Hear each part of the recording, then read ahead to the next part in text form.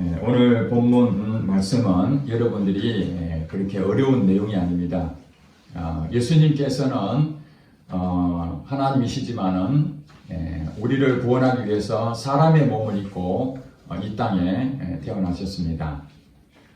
이제 30세가 되어서 하나님의 부르심을 받고 성령이 충만하여 하나님의 일을 하기 시작했는데 그것이 공생입니다. 공생의 과정이 있어서 예수님이 주로 사역했던 곳은 이 갈릴리 호수라고 하는 그 주변을 가장 많이 사역을 했습니다. 가끔씩 예루살렘으로도 사역하곤 했지만은 오늘 본문의 배경은 갈릴리 호수에서 있었던 일입니다. 갈릴리에 대해서는 제가 직접 이스라엘을 가보지는 않았습니다. 그러나 전해지는 자료에 의하면은 갈릴리가 호수라고 하지만은 매우 컸던 것 같습니다. 그래서 때로는 이 바다와 같이 표현되기도 하고 작은 호수 같으면은 풍랑이나 이런 부분이 거의 없을 텐데 워낙 넓다 보니까 가끔씩 사나운 광풍이 불곤 했었다고 전해집니다. 예수님께서 하루는 제자들과 함께 이 갈릴리 이 호수 큰 바다에 배를 타고 건너가게 되었습니다. 그런데 예수님께서는 사역하시면서 쉴 틈이 없었습니다.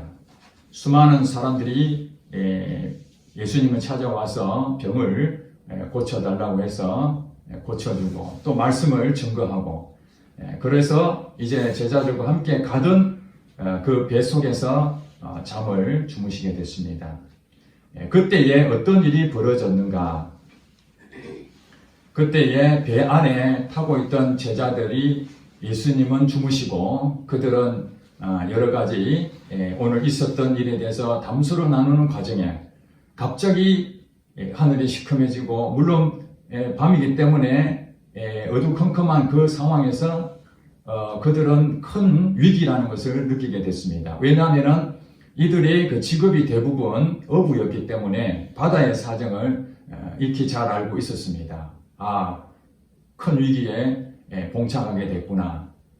가끔씩 내리는 그 비와 또 광풍 이런 부분들이 엄청나게 힘들다는 것을 그들은 직감하고 결국에는 그 강풍, 풍랑을 만나면서 배에 물이 들어오기 시작했습니다. 그들이 할 수 있는 방법은 물이 들어온 그 배 안에 있는 것을 어떻게든지 밖으로 퍼내는 것이었습니다. 그러나 그 광풍이 쉽게 사라지지 않고 더 사납게 몰아치니까 결국 그들은 큰 위기를 생각하고 주무시고 계신 예수님을 급히 깨웁니다. 예수님, 우리가 죽게 됐습니다.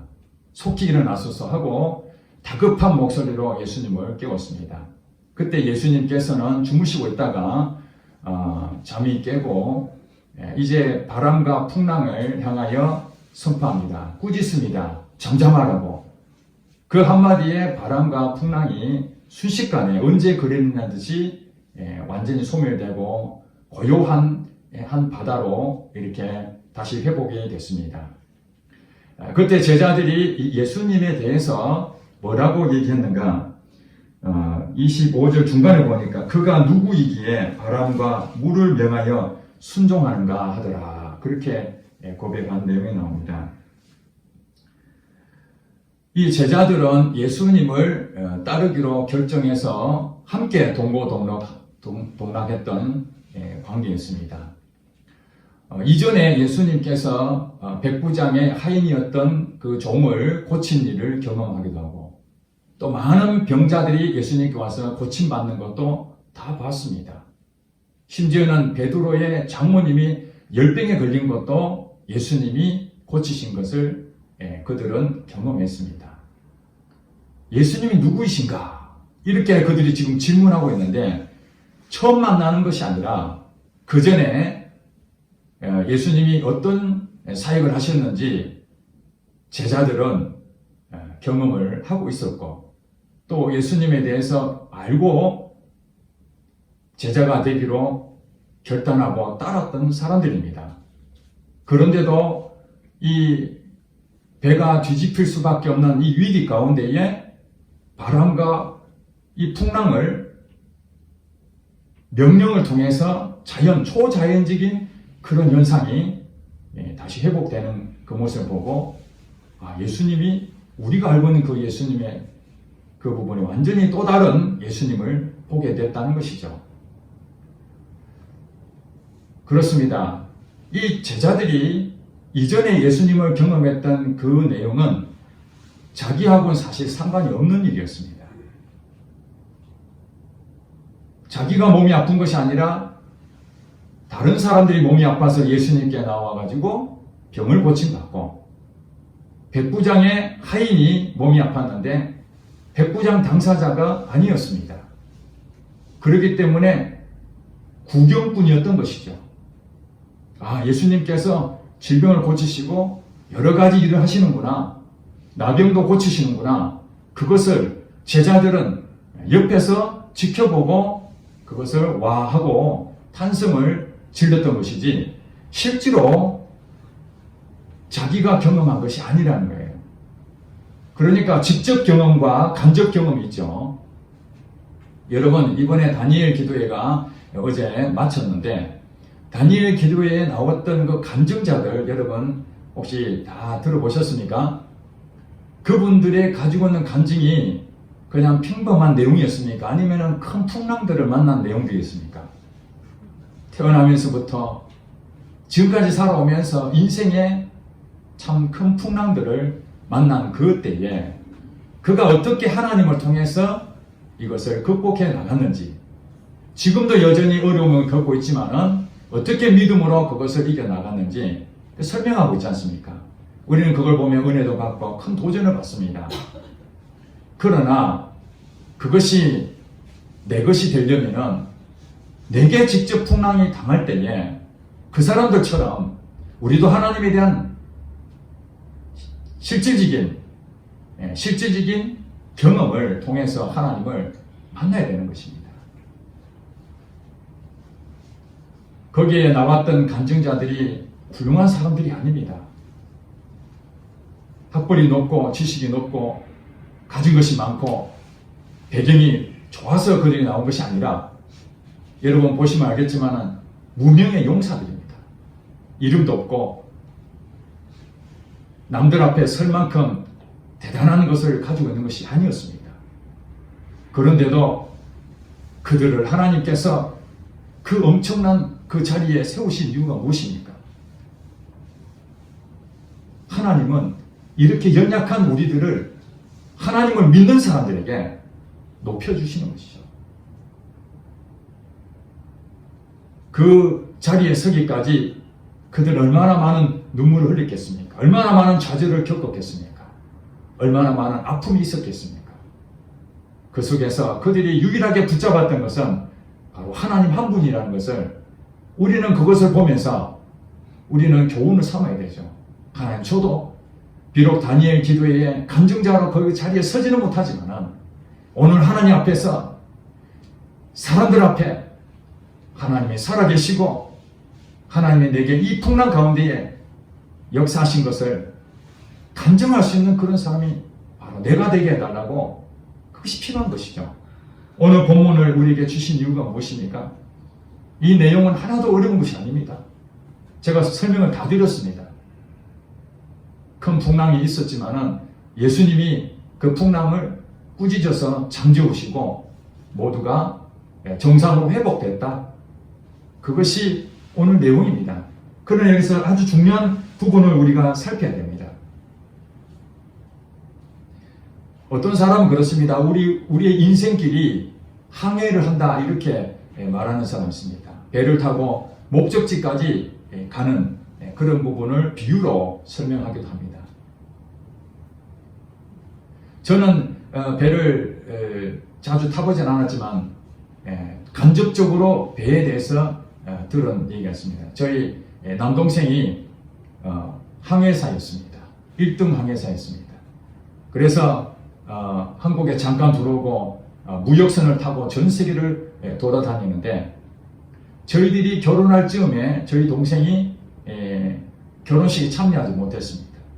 왜냐하면은 동생이 포항제철에 있는 그 철강석을 무역하는 그런 해운이었는데 노르웨이에 배를 이제 빌려주면서 노르웨이로 무역선을 타고 갔는데 거기서 파선을 하게 된 것입니다.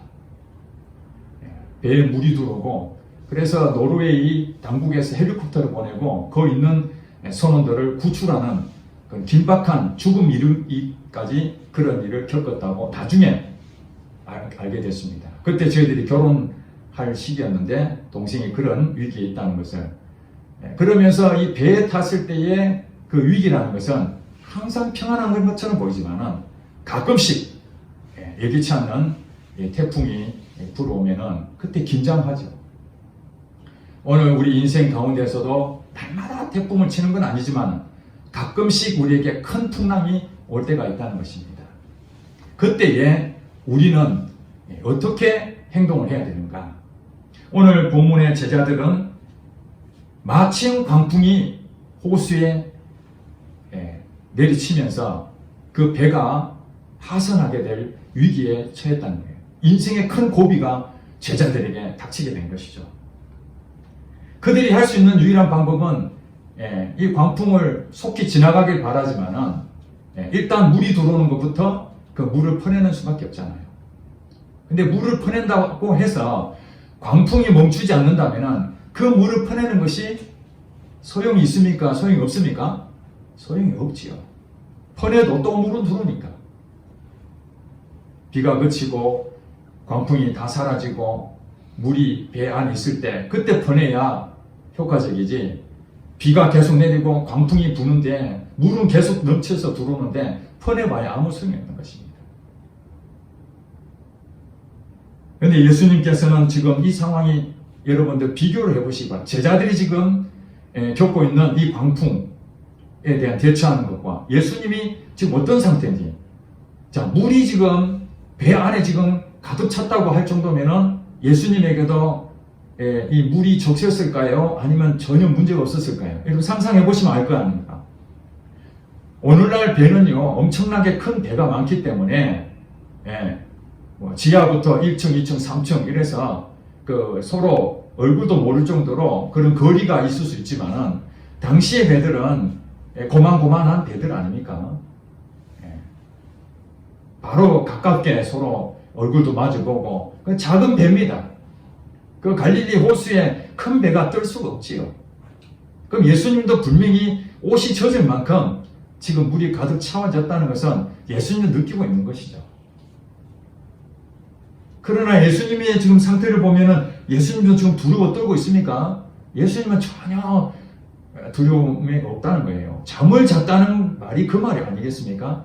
예수님의 마음은 전혀 요동하지 않았다.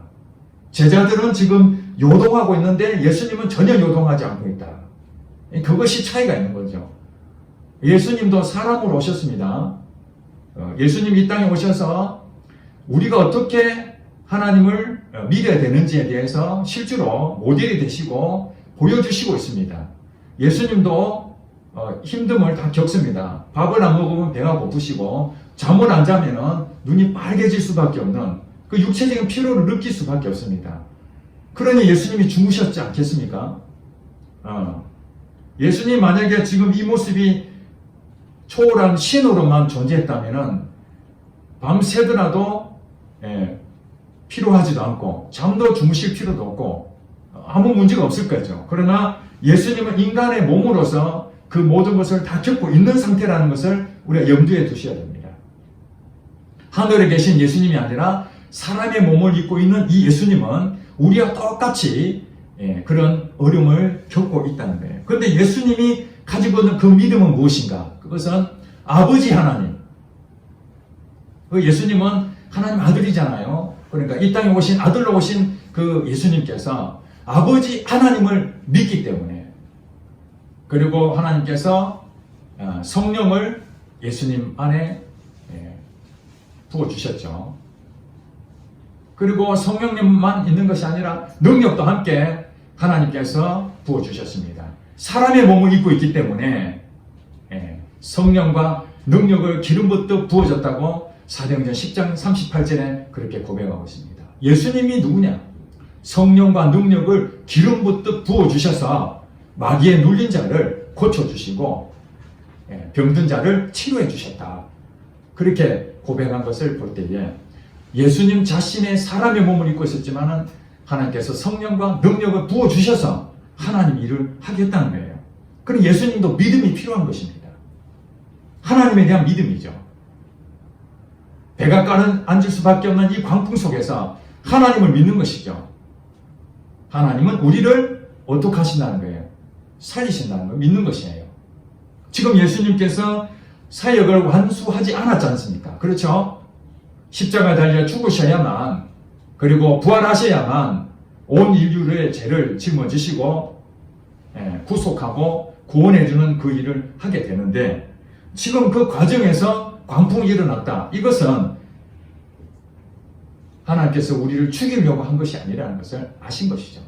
그리고 하나님께서는 능력이 하나님이신 것을 아셨습니다. 그래서 하나님이 성령을 주시고 그 능력 주신 그것을 사용하신 거예요. 바람과 그 다음에 물결을 꾸짖으시니까 잠잠하게 된 것이죠.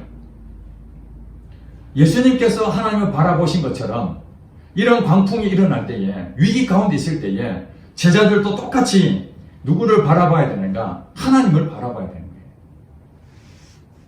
그래서 예수님께서 제자들에게 이런 말 하죠. 25절에 제자들에게 이르시되 너희 믿음이 어디 있느냐? 이렇게 물어보셨어요. 여러분, 인생 가운데에 풍랑을 피할 사람 누가 있습니까? 어떤 사람은 이렇게 기도합니다. 하나님, 내게 어려움 주지 마세요. 고통이 없게 해주세요. 풍랑이 없도록 해주세요. 그렇게 기도하지만은 우리가 풍랑이 없어도 하나님을 정말 신실하게 믿을 수 있다면 하나님 왜 풍랑을 주시겠습니까? 우리 자신을 곰곰이 생각해 보시기 바랍니다. 우리 인생 가운데에 크고 작은 어려움들이 없었다면 하나님을 믿을 수 있겠는가?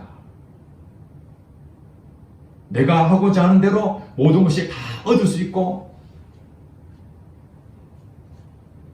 그것을 전부 다 내 것으로 다 만들 수 있다면 고통도 없고 어려움이 없는데 어떻게 하나님을 찾겠냐고요. 하나님께서는 우리에게 풍랑을 주시는 여러 가지 이유가 있다는 것이에요. 오늘 예수님이 물어보시잖아요. 너희 믿음이 어디 있느냐? 그 전에 제자들은 예수님이 하는 일들을 보았습니다. 기적 같은 일을 다 경험했습니다. 그러나 그것을 믿음으로 받아들이기에는 그 자신들에게, 제자들 자신들에게 똑같이 어려움을 너도 겪어봐라.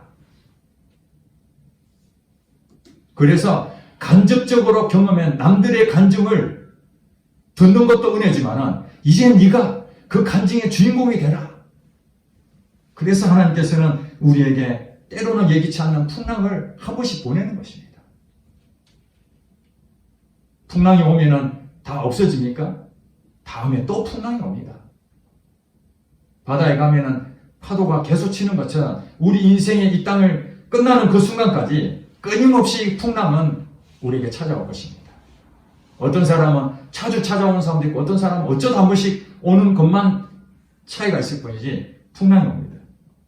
이 풍랑을 주시는 것은 우리가 믿음이 있는지 없는지 그걸 확인할 수 있는 유일한 길입니다.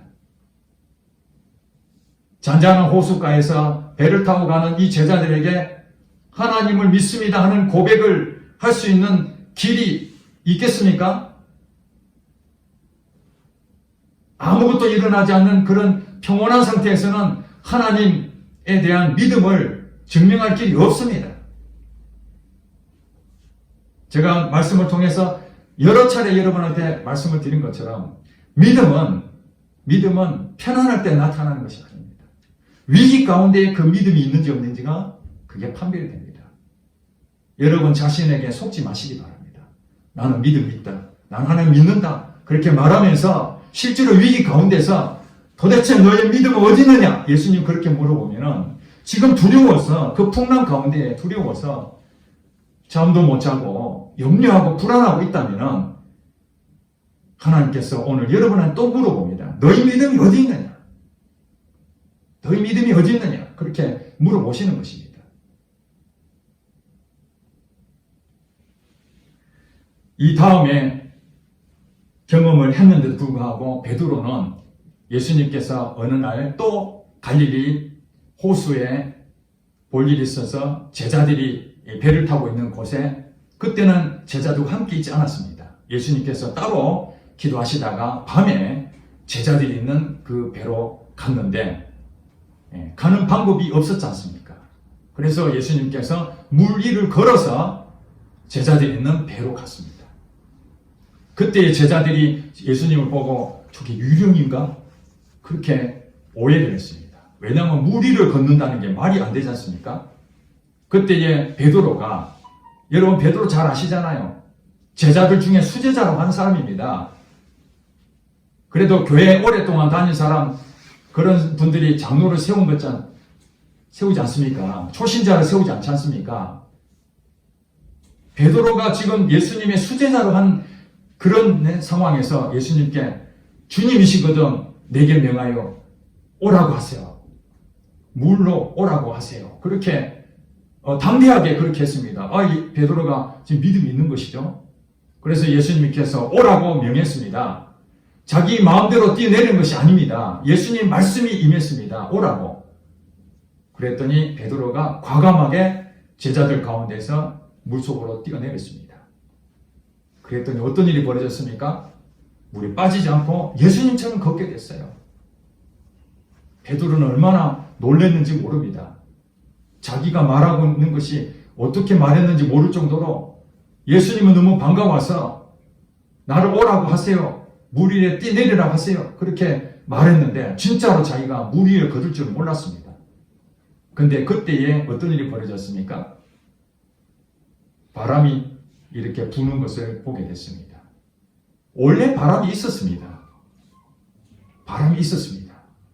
그런데 베드로는 지금 그 전에 오늘 본문처럼 광풍을 만났을 때 어찌하여 지금 여기 보니까 너희 믿음이 있느냐? 그 책망을 받았지 않습니까? 예수님과 함께 있는데 믿음이 없었구나. 그 다음에 예수님이 물 위로 오실 때에 바람이 안 보이고 예수님을 바라보고 바로 뛰어내렸을 때는 정말 기적이 일어났었습니다. 그게 믿음입니다. 그랬는데 그 믿음을 보였는데 순간적으로 바람을 보니까 이거 큰일 났다. 트라우마가 생긴 거예요. 예전에 광풍이 불던 그 생각하니까 이 큰일 났구나. 내가 또 위기 가운데 내가 무슨 짓을 한 거야. 그리고 무서워하자 바로 물속에 빠지기 시작합니다. 물속에 빠지니까 주여 나를 건져주소서, 나를 도와주세요. 예수님께서 즉시 손을 내밀어 베드로를 붙잡고 하신 말씀이 어찌하여 이 믿음이 작은 자야 어찌하여 의심하느냐. 자, 믿음이 있었습니다. 그래서 뛰어내렸는데 순간적으로 바람을 바라보자 두려워서 다시 물에 빠지고 이것이 의심을 했다는 것이죠. 믿음은 끝까지 믿어야 되는 것입니다. 처음에 믿었습니다. 하나님이 이 사업을 분명히 해결해 주실 줄 믿습니다 하고 사업을 시작했는데 그게 문제가 생기니까 그 믿음이 다 없어지고 의심이 생기는 거예요. 이 사업이 안 되는구나 하고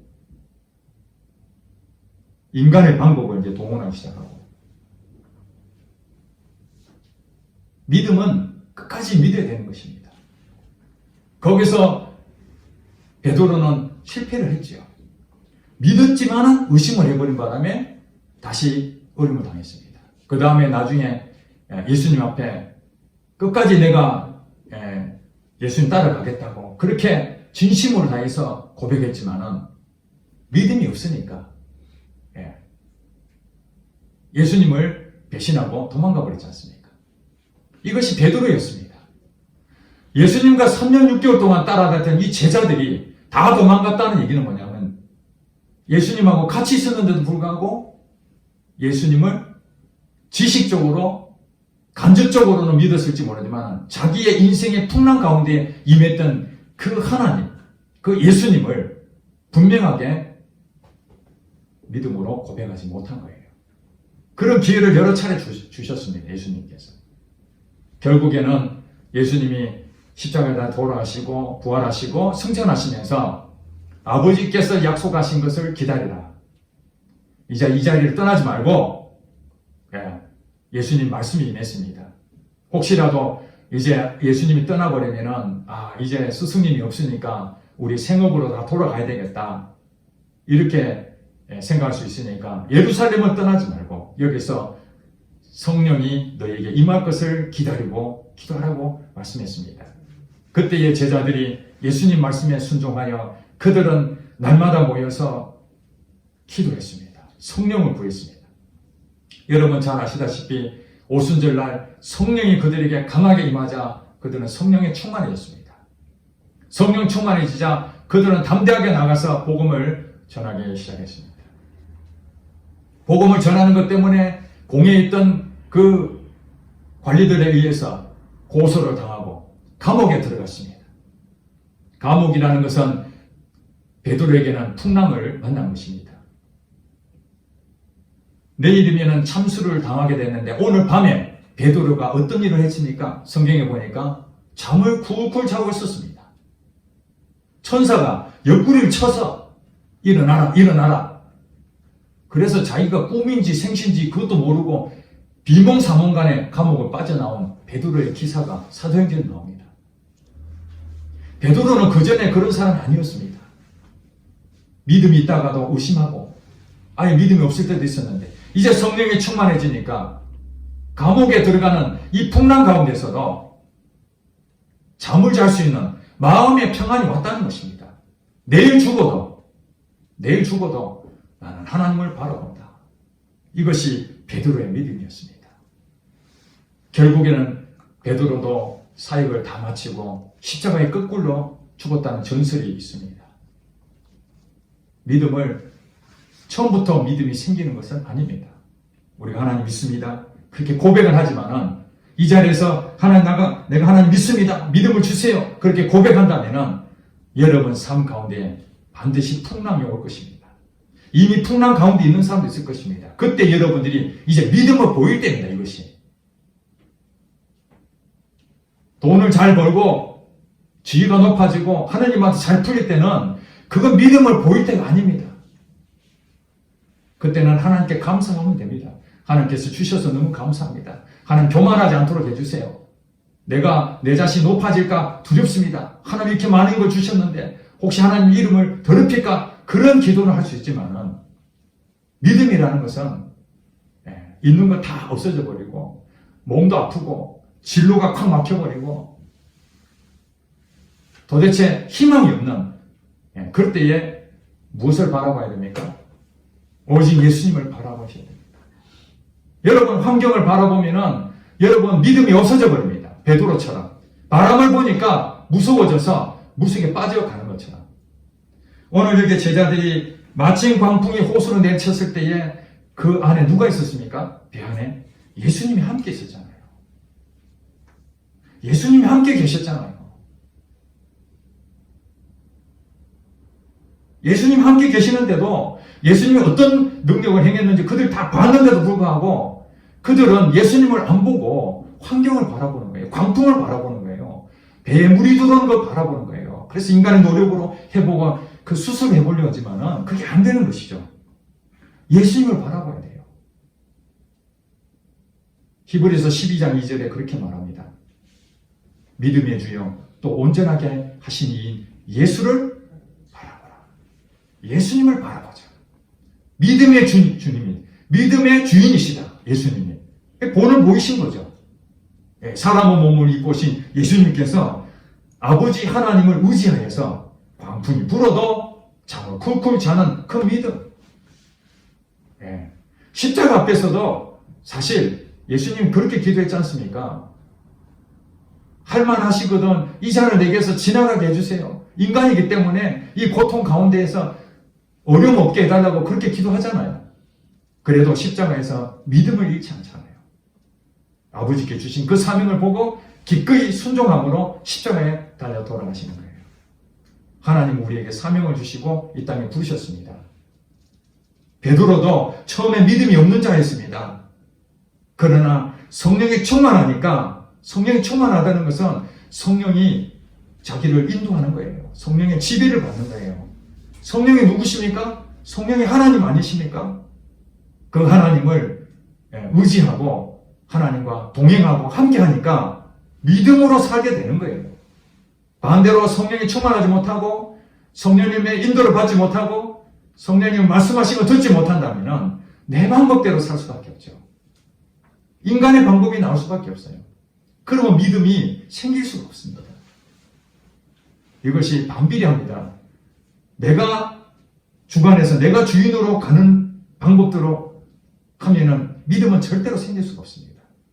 반대로 예수님만 바라보고 가면은 믿음은 자꾸 생기고 나는 점점 내 생각은 없어지게 됩니다. 그것이 성령 충만한 사람이 되는 것이죠. 여러분, 일은 하나님이 하십니다. 여러분 인생의 끝까지 가는 하나님께서 길을 다 여시고 막으시고 풀어주시고 묶으시고 이 모든 것은 하나님이 하십니다. 에레미야 33장 2절 3절에 그렇게 말씀하시잖아요.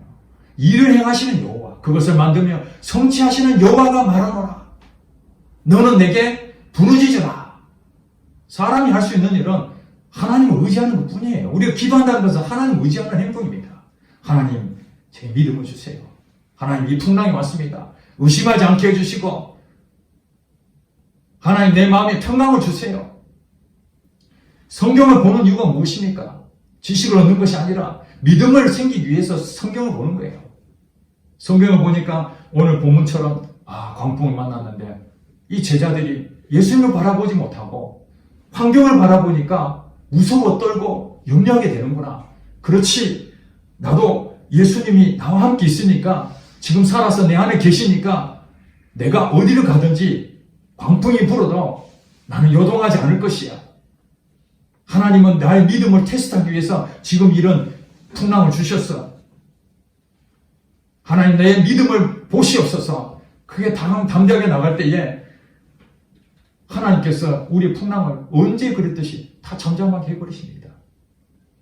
그 과정을 거치면은 그 풍랑은 소멸됩니다. 여러분, 태어나면서 죽을 때까지, 끝날 때까지 계속 풍랑이 있는 사람이 어디 있습니까? 풍랑은 왔다가 가는 것입니다. 우리의 믿음이 연약하기 때문에 하나님께서는 계속해서 풍랑을 주시는 것을 우리가 그것을 축복이라고 말을 할 수가 없지만은 그걸 통해서 믿음을 보여줄 수 있기 때문에 우리가 축복의 기회로 삼는 것이죠. 사랑하는 성도 여러분, 여러분 많이 어려우시죠? 코로나가 있습니다. 불안하고 언제 걸릴지 모르고 생업이 큰 지장을 받고 앞으로 미래가 불투명한 이때에 이 세계가 풍랑을 만난 것입니다. 이처럼 큰 풍랑을 가끔씩 오는데 지금 우리가 살고 있는 이 시대가 이 세상에 하나님 주신 큰 풍랑을 이제 만났습니다. 이때 우리는 어떻게 해야 됩니까? 너희 믿음이 어디 있느냐? 예수를 안 믿는 사람들처럼 똑같이 불안에 떨고 염려하고 근심하는 그런 것이 아니라, 그렇지, 바로 이때가 믿음을 보일 때구나, 믿음으로 증명할 때구나, 그러면서 기도하고 말씀을 보면서 그 믿음을 내 마음에 담고 의심하지 않고 그대로 말씀대로 순종해 나갈 때에 이 큰 광풍 속에서도 하나님을 건지실 것입니다. 초자연적인 초월하신 하나님이 살아계시지 않습니까? 우리는 부족하지만 살아계신 하나님은 여전히 지금도 이 가운데 역사하시는 하나님이시라는 것입니다. 우리는 그분을 믿고 나갈 때에 우리 앞에 있는 모든 것들은 아무것도 아닌 것입니다. 환경을 바라보지 마시고 여러분 자신을 바라보지 마시고 오직 믿음의 주여 온전하게 하신 바로 그 예수 그리스도를 바라보시는 여러분 되시기를 축복합니다. 기도하겠습니다.